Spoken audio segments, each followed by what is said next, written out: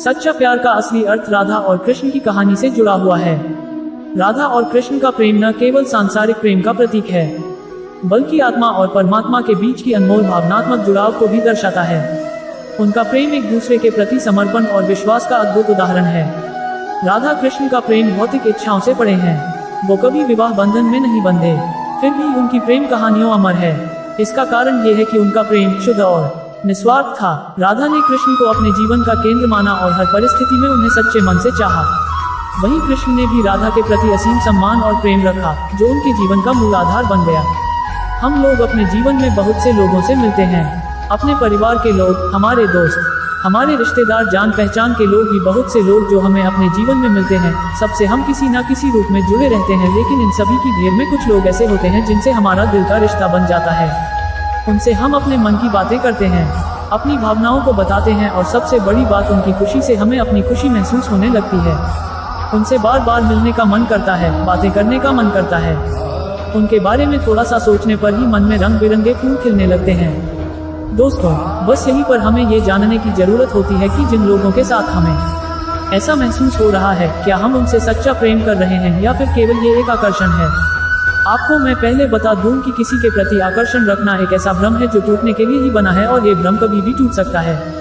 किसी के प्रति आकर्षण का आधार कोई ऐसी भौतिक चीज अच्छा होती है जिसके मिल जाने पर या पूरा हो जाने पर आकर्षण दूर हो जाता है। पर क्या आप इसे सच्चा प्यार कहेंगे? बिल्कुल भी नहीं। फिर ये सच्चा प्यार होता क्या है? सच्चे प्यार को कैसे पहचान सकते हैं? सच्चा प्यार वह ऊर्जा है जो हमें सफलता के शिखर पर बिना थके ले जाता है। सच्चा प्यार वह प्रेरणा जो किसी के दिल में बस गई तो वह कुछ भी अच्छा करने को तैयार हो जाता है। सच्चा प्यार वह जुनून है जो हमें हमारी सीमाओं से परे सफलता की दुनिया में ले जाता है। सच्चा प्यार ऐसे जीवन को जन्म देता है जो न कभी बुरा होता है न ही मरता है। सच्चा प्यार एक ऐसा पराभौतिक एहसास है जिसके आगे इंसान को क्या ईश्वर भी नतमस्तक हो जाता है। प्रेम वो नहीं जो इजहार किया जाए, प्रेम को वो है जो महसूस किया जाए। प्रेम वो नहीं जो पाया जाए, प्रेम को वो है जो दिया जाए। सच्चा प्रेम वो होता है जिसमें दूर रहने के बाद भी हर पल दिल में उस इंसान का नाम। प्रेमी का सबसे बड़ा सहारा उसका प्रेम ही होता है। जिस प्रेम में प्रमाण देना पड़े वह प्रेम नहीं है। प्रेम को प्रमाण की नहीं समझने की आवश्यकता होती है। जिससे प्रेम करते हो उसे समझने की कोशिश करो, परखने के लिए तो सारी दुनिया पड़ी है। प्रेम का अर्थ है सभी सुख दुख और मोह से परे रहना। शादी के बाद किसी और से प्रेम करना गलत है, तो प्रेम होने के बाद किसी और से शादी करना भी गलत है। इनकार करने पर इंसान की प्रतिष्ठा, वंश, वैभव तीनों ही चले जाते हैं। विश्वास न हो तो रावण, गौरव और कंस का अंत देख लो। परिवर्तन ये संसार का नियम है, इसलिए व्यक्ति को कभी अपने वर्तमान पर घमंड नहीं करना चाहिए। अपने काम पर अपना दिल लगाओ, लेकिन इसके इनाम पर कभी नहीं। इस संसार में देखने के लिए बहुत सारी खूबसूरत स्थान है और सबसे खूबसूरत जगह है बंद आंखों से अपने भीतर देखना। श्री कृष्ण कहते हैं कि सफलता का कोई मंत्र नहीं है, ये सिर्फ मेहनत और लगन का फल होता है। कोशिश कीजिए कि जीवन का हर पल अच्छा गुजरे, क्योंकि जीवन अधिक समय के लिए नहीं रहता, परंतु अच्छी यादें हमेशा जिंदा रहती है। शब्दों के दांत नहीं होते, परंतु सब जब काटते हैं तो दर्द बहुत होता है। कभी कभी घाव इतने गहरे हो जाते हैं कि जीवन समाप्त हो जाता है, परंतु घाव नहीं भरते।